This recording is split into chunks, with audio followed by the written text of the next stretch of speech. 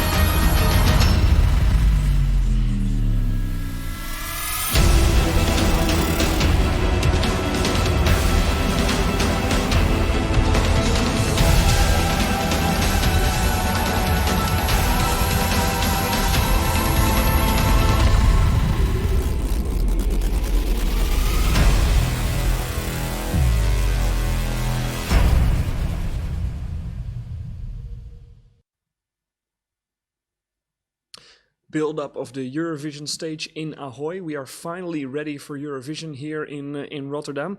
Matthew Newhouse, Australian ambassador, thank you for joining us today on the show. Quite impressive, right? If you see it like that. It's fantastic, Steve, and I'm glad that I can now take my mask off. It's an Australian Indigenous mask, and I have one to give you too for when we go outside. Oh, but that's great. It's really impressive here in Rotterdam, and great to see it's going to happen. Well, thank you for the mask, first of all. Let's talk about this year's Eurovision Song Contest and also about why it's so special this year, because Eurovision obviously cancelled last year. We're still dealing with a pandemic, and even this year it's not a normal Eurovision Song Contest, especially for Australia. Yes, indeed, and I'm conscious that Montaigne is not able to come here from Australia this year. We know we're going to really miss her in her physical presence, but isn't it fantastic that given this mediums we have nowadays, she will still be able to perform and Australia will be represented here in Rotterdam? Well, yeah, you're certainly right about that. And I think this pandemic has also stretched our abilities with techniques. We're doing so many things from distance. We're working on remote, and now you're even taking part in Eurovision from home, basically. Yes. Australia has a different way, in some ways, of dealing with this pandemic than Europe. Can you explain to us a little bit more about that? Yes, I mean, in a way, we were in the fortunate position of being an island, so we could quarantine ourselves. But that has been quite intense, and it's not been easy for people.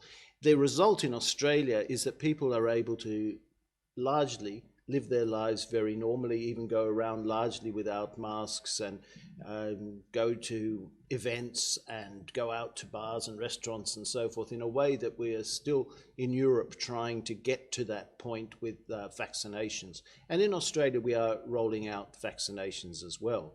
But one of the really strict elements of this protective approach has been that we've got 2 weeks quarantine for anyone flying into Australia where they have to stay in a hotel room for 2 whole weeks. And that's tough. And it, of course, it's restricted the amount of travel that's been able to happen between Australia and the rest of the world.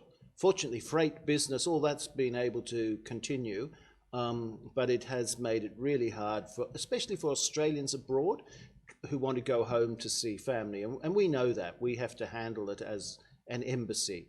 But I've been impressed by the way people have indeed worked with this, and it's made for a safer Australia. Has it made your job as an ambassador here in the Netherlands also a bit more difficult? Because you probably had to deal with situations like that as well. Yeah, it has made it a little more difficult, especially for my staff and those who are working at the front edge of this, working to get vulnerable Australians onto flights, working with Australians who've had flights cancelled to help them get onto other flights, and dealing with special situations. So it's been tough. And even myself, my wife's mother died during this period. She couldn't go back home for the funeral and that. So even as, we personally have felt the impact of this, and it is not easy. You mentioned the 2-week quarantine period. Was that also a main reason for Montaigne and for the Australian delegation not to travel here for Eurovision?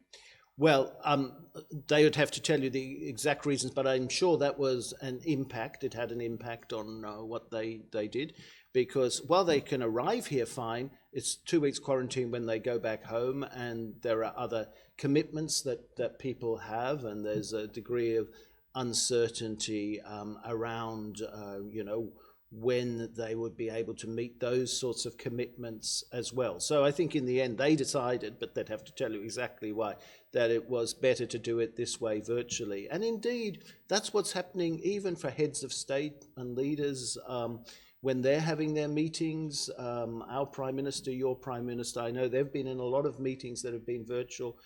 So have I, and the business goes on while you're doing it from your own home areas. But we all have a responsibility to keep others safe as well as ourselves safe, and this has indeed helped to keep people safe. So Montaigne is in Australia right now. You said these rules have made for a safer Australia. How is the situation? Do you have it relatively under control right now? We do. But and so there's very little transmission, and where it has been situations where people have come from overseas, and for some reason, even when they've been through the quarantine, they tested positive afterwards. But we have been able to trace that quickly and manage it. So yeah, it does work, and it does mean also when variants break out, you have to also make sure they are managed within this quarantine system, because we see all sorts of variants from different parts of the world now of the COVID. No, I understand. Australia at the moment having less transmission of COVID than we have here in the Netherlands, and that means that it is possible, even with all the regulations, strict regulations in Ahoy, that an artist being here in the Netherlands might be infected with the coronavirus. And what would happen then? We spoke to event supervisor Sietsebakker about this. If that happens, of course, we have the live on tape backup that we recorded over the last few months with all the participating delegations. We also recorded their second on-stage rehearsal as a backup. And obviously we hope we don't need it, but if it's necessary, we have those at hand. And how does that work? Can a delegation decide which backup tape they then would like to use? Well, we do that in good collaboration with the delegation. We of course want them to feel comfortable with the rehearsal that we use.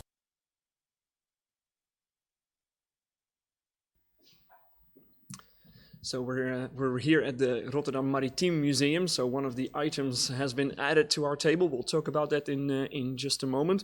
First of all, though, we just saw Sietsebakker explain about the backup tapes, which Montaigne will be using, and then the rehearsal tapes, which some other countries hopefully do not have to use, but might be using if COVID infections do happen. The Eurovision, in other words, the Eurovision circus has now really begun here, with Australia on distance joining. And I think even when you are at that distance, Australia is still happy to be a part of it, am I right? Very happy to be part of it. It's so popular in Australia. And I know there's even going to be Eurovision parties, because my own daughter, who's in her 20s, is planning on one. In fact, she asked that we send her back specially some of those slipper clogs that you buy in the tourist shops here, so she can wear them to a party in Canberra. So people get really excited about it in Australia, and it makes them connected to the world. Australia's a long way away. To come here takes you, 24 hours of flying. But through these means, you can still feel very connected to Europe and the world. As you say, Australia, a long flight away from, especially also from Europe. Why is there still that strong European connection in Australia? Well, that's because we have a lot of people of European origins in Australia. Of course, we have our Indigenous people, and hence this tie I'm wearing and this mask that I've given you one. And I'm delighted that one of the first singers involved in Eurovision was Jessica Mulboy, who I've heard. We all remember her. She's a great singer. She is so exciting. And of course, her mother is Indigenous, her father from Indonesia, and our singers generally, Guy Sebastian, Montaigne herself, come from very diverse ethnic origins, and it's all part of our multicultural nature. But a lot of us still have European origins, and we'll talk about it soon, but amongst the earliest explorers of Australia were the Dutch. I always have to tell the Dutch, you didn't discover Australia. There was already indigenous people there. But as we're about to hear a little bit more of, the Dutch being great seafarers coming from ports like Rotterdam, they were amongst the first Europeans to come to the Australian shores. So it's from that time, there's always been that link, and Australia feels very linked to Europe. And the item that we have right here is also a part of that story, right? Yeah. A part of that discovery. Are we going to lift it up a little bit so people can see it, perhaps? Yeah. I think you can see it. See the fine. Dirk Hartog plate there. Yeah, The Dirk fantastic. Hartog plate, yes. And have they told you what it is? Well, I have seen both the original in the Rijksmuseum as well as this wonderful copy, and I've been to that part of Western Australia where originally it was, but I think you should tell the story. I think we have a guest later on in the show who's much more qualified to talk about this. I think that's true. So let's get back a little bit to Eurovision. We already talked about this melting pot. What I'm interested in is before Australia started actually taking part, it was already broadcast. People were already watching it. Absolutely. Were people rooting for their own country, or do people have a sense of like, oh, I'm from Dutch heritage or Serbian or Greek heritage, and following the contest from that perspective back then? Well, I think always that's been the case. One of our very first performers in it was Olivia Newton-John, not as an Australian, but performing for England at that time, which once again underlines how close the relationships are. But you're absolutely right. When Eurovision happens in Australia, people do identify with where their ancestors came from. Many of them have been born in Australia, so it's their parents or their grandparents. So I myself am partly of German heritage as well as British heritage. And as you say, people from Serbia, Croatia, all these countries of Europe, Poland, Hungary, and of course the Netherlands. You have a lot of Dutch supporters in Australia. You know, well over, just since the 1950s, well over 300,000 Dutch people came to Australia, so their children and grandchildren link into that heritage, and so they're probably, as cheering as much for the Netherlands team as they might be for the Australian singer. It's always great to be able to pick your own favorite at the Eurovision Song Contest, but since 2015, Australia has their own entry, and they have it this year as well. So let's take a look a little bit about what Montaigne has been up to in this strange first Eurovision week for her. I don't know, so we start with being asked to do Australia Decides, saying yes. I had about a month to come up with a song, and I said to Blink TV and SBS I wouldn't be doing Australia Decides if I didn't come up with a song I really liked, and we're very lucky that we ended up with Don't Break Me, where I ended up with Don't Break Me and, performed it, won Australia Decides, wow. And then 2 months later you find out that Eurovision's not going ahead, and then there's a pandemic, and then you're at home for 3 months, and then I was, excited to write songs again after a few months and started working my Eurovision song, and one day we wrote Technicolor, and I was really excited by it. I was really sure that it was going to be the Eurovision song immediately. I'm pretty sure sort of as I went home that day, I was like, this should be the Eurovision song. Technicolor is a song I began writing because I was feeling quite emotional, as I can be, and I don't know, I felt like I needed to start writing it based on this phone call I had with my mum. And it started in my bedroom, which is where I am now. Yeah, I feel quite... I think before I was like, I'm okay with not being there, but I feel quite sad about not being there, I think. Be cool, Jess. But yeah, no, like, I'm really enjoying watching everyone do their thing, but I do feel like I've missed out on something really cool. Montaigne, obviously very emotional. She's been waiting for her Eurovision chance for 2 years now, and even though she will be in the show itself, she's not here in the Netherlands.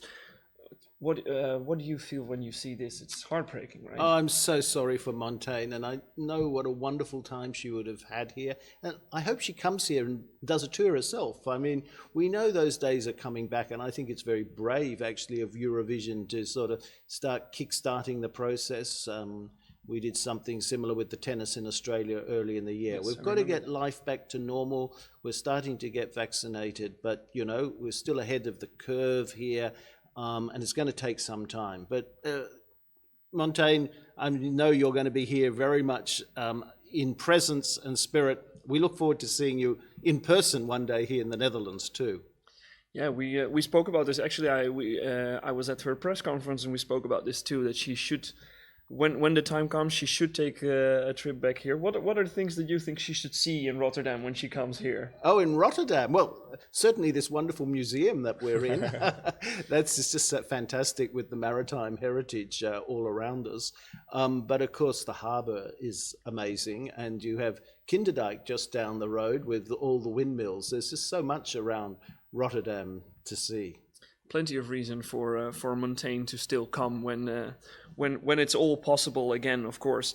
Now, the fact that she's in Australia also makes it maybe a bit more difficult because you have very different time zones over there. Yes, sure. So she tried to follow, as she said, she tried to follow the rehearsals and try to keep up with our schedule here. But living for 2 weeks in Australia on a European schedule, it must be tough too.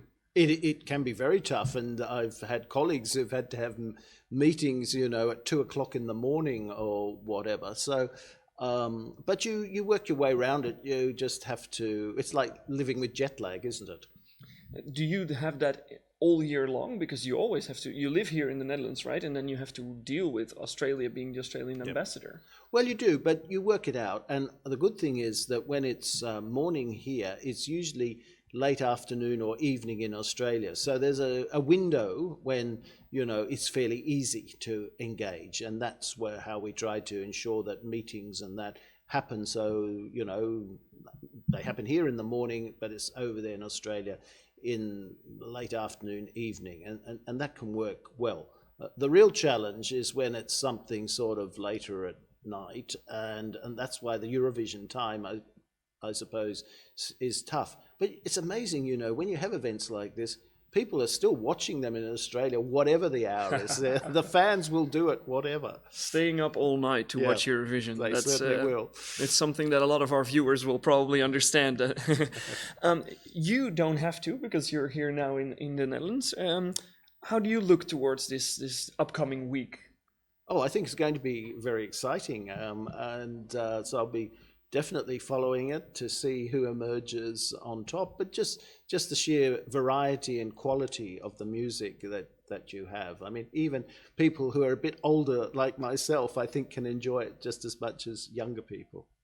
Have you seen some of the songs that Montaigne is up against tomorrow? Well, not a lot yet, but I was looking at some of them. So yes, and don't ask me to pick any of them. Not only wouldn't be right, but I just don't feel I'm well placed to judge at this point. But you're very hopeful that Montaigne will still get through to the Saturday show as well. Oh, I think she's very strong, but I would say that, wouldn't I? But no, I think she genuinely is a great singer, and I think she will have a really good chance. And she has this amazing stage presence and a lot of drama in the way she presents her music, so I think that's going to be a strong point for her too. Another last question for you. Do you have any idea how big because we see Eurovision on TV, but there's a lot going on behind the scenes. Yeah. Have you ever seen as to how much goes into that production of that show? I haven't. We were just watching a clip before about just putting it together, Yes. and that was so impressive. And I'd definitely be interested to see more about the behind the scenes work. I hadn't even realized just how many of these sorts of interviews you have and how you put all that together till recently. So yeah, you just have no idea of the work behind it. So good luck with it. Thank you very much. And in the meantime, let's take a look then at what happens behind the scenes. Let's take a look at the fastest Eurovision pit stop ever. Ireland, loads of props. Towards Cyprus, big props. Towards Norway. And those are the three that we're going to rehearse and rehearse and rehearse. I'm Richard van Rouwendaal. I'm the stage manager here on Eurovision. We only have 40 seconds to get the props in, but also 40 seconds to get the props out. Yeah, it's really like an army situation. For example, this one is Cyprus. Cyprus has El Diablo. There's pyro underneath, so there's big flames. But we also have 40 seconds to get the letters out of the stage, off the stage. But they're hot, so we're wearing gloves. It's hot, but it has to go off stage because the next country is already ready to go. And the next country is Norway. We have the boxes where the angels are standing on, they're dancing with the black angels, and the wings are kind of heavy and they are big. So it has been a challenge actually to put this together. Sometimes we have changeovers during a song. So you see a microphone stand, and at once it's gone. You won't see the guy, but you will see that the microphone is gone. We sent pictures, images to the broadcast here in Netherlands and try to explain how we want it to be and how we want it to look like. Some of the countries bring their own props, and some of the countries we produce it for them. We make a technical rider, and the max size is the max weight. That's basically the rules that they have to bring their own props. It's many things that you put together, but it's the more clear we can be from the beginning, from our idea that we give away to the broadcast here, the closer we come to a final product. We had now 20 delegations. They were, of course, they have their notes, and that's, of course, it's their act, so that's normal. But at the end, they were happy. So luckily, knock on wood, we keep on doing this the next few days. It takes a while to put those wings on, actually. So we need that. We're in a hurry, for sure we are. But we will manage that for sure. The fastest Eurovision pit stop ever. Ron Brandt, curator of the museum that we're here in right now. First of all, thanks for hosting us. How impressive was that? Yeah, very, very amazing. Yeah. It's they have only 1 minute to do it, and they just get it done somehow. We're here today at the Rotterdam Maritime Museum, of course, because, as we discussed with the ambassador already, all these links between the Netherlands and Australia, between the port here in Rotterdam. The item that we just discussed, because we couldn't quite figure it out, and you, of course, know much more about it. It was here before, now we have a different item on, but let's start with the Dirk Hartog schotel. Tell us, what did we see there? Yeah, the Dirk Hartog schotel was left in Australia as a European relic in 1616, when Dutch explorers arrived on the coast of Western Australia. They didn't know where they were. It was called the Southland, the mysterious Southland. Australia, what was it? Nobody knew it. And as a token of their being there, they left a pewter plate with a text on it that they were there, and they left again and finally arrived in Batavia, where they were heading for. So this was meant to, was this also meant to give some direction, or how should I understand No, it? just to leave an artifact As a sign of life, as a sign basically. for perhaps somebody next which arrived there as well, that someone had been there before. All right, and they left it there. How did it end up back here? Yeah, that's quite a story, because you would expect that it would stay in Australia.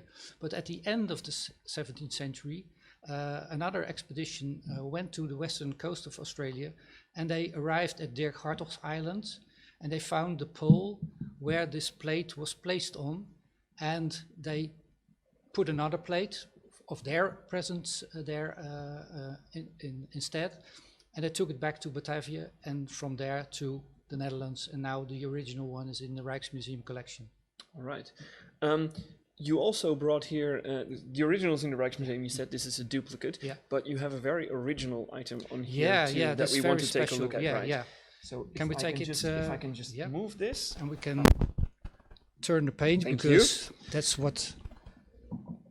Let's we're take a look going at to this do. map, because And this is I want to see this the is map. a sighting from the end of the 17th century, from the Willem de Vlaming expedition, a drawing by Victor Victors. He was a crew member on board, and you see here the sightings of the land seen from the sea of Australia, and these are the perhaps first sightings of Australia seen by European explorers. And what is fascinating is that you see on the right side here the small detail, the pole with the plate of Dirk Hartog, which was seen and found by the expedition by Willem de Vlaming. So this is certainly very special that it's drawn here in this sighting. Great, great. All right. So we're going to close that Yeah, back up, because it's very fragile. It's a very fragile and delicate item. These trips to Australia, your colleague was telling me before, I didn't know a lot about it, but he was telling me before that these were difficult trips, because there was a very small island where they had to take a turn, Yeah. and otherwise the whole trip could go wrong. Well, the ambassador told that it takes 24 hours to fly to Australia. In the 17th century, it took much longer by Oh, ship, yes. of course. No planes available then. Months it took to go to Asia, and they had to take a certain route with fair winds and currents to arrive there in about 3 months. But sometimes when they missed an island, navigation was not so quite good as it is nowadays with satellites, etc. They arrived on the coast of Australia instead of arriving in Java in the Netherlands Indies at that time. And that's why there are so many Dutch shipwrecks on the coast of Australia nowadays. Is this also part of the reason why? Because these are of course the early stages of traveling to Australia, but we've seen a lot of. I think behind here even we have ships at later stages who came from Rotterdam with lots of immigrants to Australia as well. Is that part of the reason why you have this museum here in Rotterdam, in this port city? Yeah, well, Rotterdam is the maritime capital of Europe, of course. It used to be the largest port in the world for some years.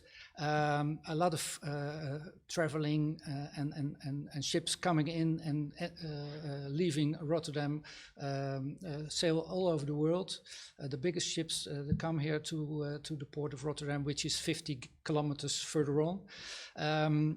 But also after the Second World War, many Dutch immigrants left Rotterdam, left the Netherlands through Rotterdam to explore new worlds, for instance, in Australia. And we have in the collection many models and films and paintings portraying this fascinating maritime history. So if we were just talking about Montaigne maybe coming to the Netherlands when it's all possible again, there's a lot of links to Australia that you can show her when she comes here. Yeah, sure. Great, all right. She's most welcome. All right, so now we are here in Rotterdam for this Eurovision Song Contest, and I was told by your colleagues that you don't just know a lot about ships, but you know a lot about the contest as well. A little. I'm a big fan of the Eurovision Song Contest. Next to some of my colleagues, one of them is all week at Ahoy. So it's nice that it's in Rotterdam, but I'm a fan for many years already.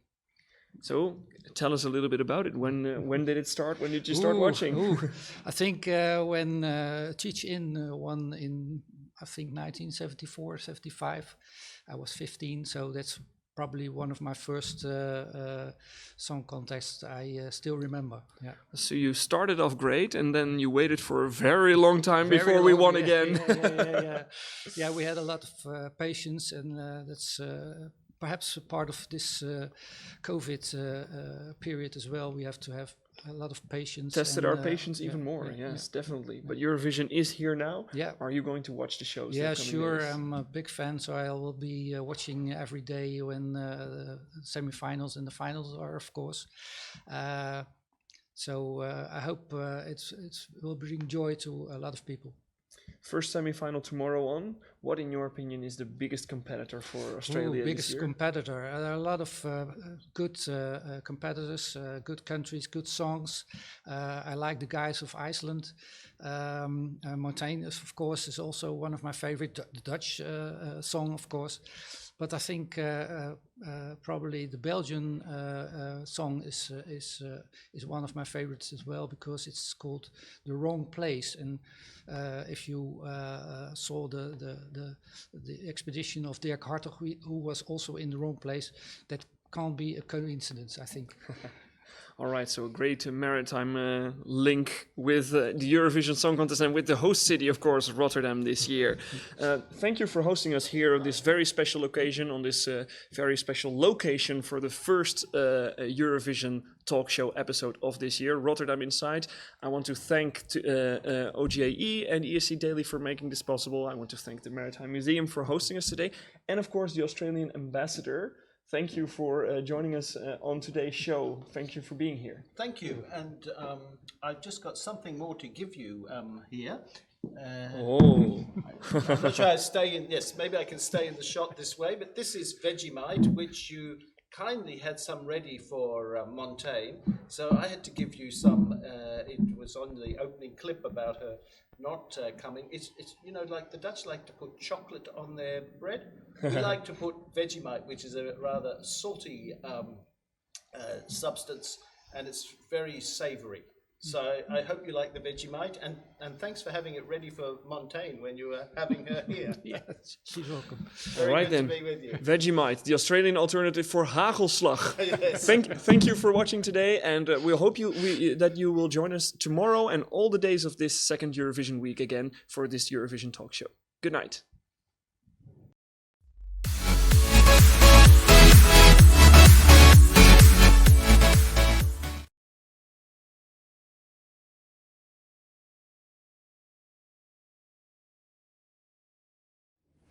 We are Eurostory. For the 5th time this year, we present the Eurostory Best Lyrics Award for the best lyrics of the Eurovision song of this year. The first nominee is Bulgaria. Victoria said this song is a message from Victoria to Victoria. And the jury says this is a coming-of-age story in 3 minutes. And it all starts off with a wonderful metaphor, playing Tetris with my feelings. And the song ends with a beautiful and touching last line. So this is our first nominee.